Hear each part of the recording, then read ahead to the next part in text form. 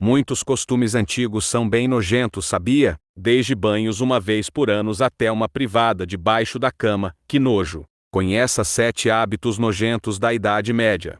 Primeiro, perucas infestadas de piolhos. Ter perucas volumosas e chamativas era algo que fazia parte da etiqueta naquela época, e era considerado um artigo básico de beleza. Ser careca na Idade Média era quase como ser leproso. Todos te ignoravam. A limpeza do povo era precária e as perucas, muitas vezes, além de empoeiradas, ficavam infestadas de piolho. Para resolver o problema, quando estavam muito cheias com a praga, as perucas eram fervidas, e, em seguida, tirava-se as lendas mais teimosas. As pessoas pobres normalmente tinham cabelos raspados para não atrair pragas como insetos e piolhos. As perucas eram frequentemente feitas de cabelo humano, lãs, palhas ou fibras vegetais, e podiam variar em comprimento e estilo, dependendo da posição social de quem as usava. Segundo, banhos raros, uma vez por ano. Histórias dizem que houve épocas em que os banhos, além de compartilhados, eram tomados uma vez por ano apenas. Era considerado um dos costumes da Idade Média. Os banhos passaram a ser vistos como porta para o cemitério. Os europeus desenvolveram um verdadeiro horror ao banho. Médicos diziam que a sujeira sobre a pele era natural e protegia as pessoas. Depois, vieram as noções científicas de higiene, mostrando que bactérias na pele podem ser perigosas. Os médicos começaram a avisar sobre os perigos de não tomar banho, e os europeus começaram a mudar seus hábitos de higiene. Terceiro, todos tomavam banho da mesma água.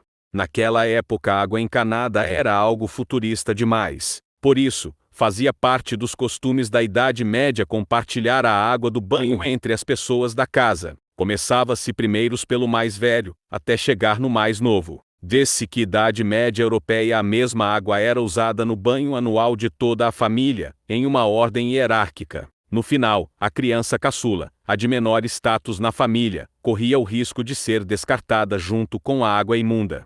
Quarto, folhas como papel higiênico. Na Idade Média ainda não existia o papel higiênico dos dias de hoje, então eles usavam folhas para limpar suas partes. Aquelas pessoas com mais dinheiro tinham o privilégio de usar lã, mas isso era só para a realeza. Além de tudo isso, as pessoas ricas tinham seus próprios servos para limpar suas partes, após fazerem suas necessidades, tanto os adultos como as crianças.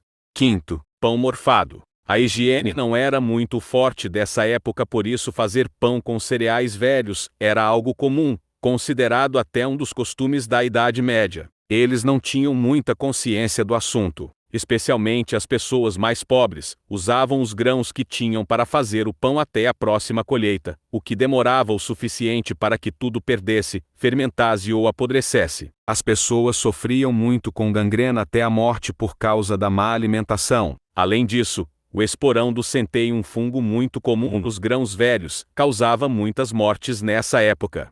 Sexto, aparência estranha. Um dos costumes da Idade Média mais estranhos diz respeito ao padrão de beleza. Naquela época, quanto mais pálido você fosse, mais bonito seria considerado. Então muitos artifícios para deixar a pele branca quase transparente eram usados. Isso era sinal de que a pessoa não precisava realizar qualquer tipo de trabalho, ou seja, os brancos, quase mortos, normalmente eram entendidos como membros de famílias ricas. Esses cosméticos que prometiam clarear a pele na Idade Média eram feitos à base de chumbo. Muitos foram os que morreram envenenados pelo excesso de chumbo no corpo, sem contar os que tiveram a pele danificada, perderam os cabelos e tiveram outros problemas devido a esse estranho costume. Sétimo, privada embaixo da cama. Os banheiros costumavam ficar fora das casas e apenas faziam um buraco no chão. Como ninguém ia enfrentar a escuridão da madrugada, para isso penicos ou caixas eram mantidas embaixo da cama, e na hora do aperto era lá mesmo que faziam as necessidades. O mais nojento ainda era que, para esvaziar as caixinhas do alívio, era só virar tudo pela janela.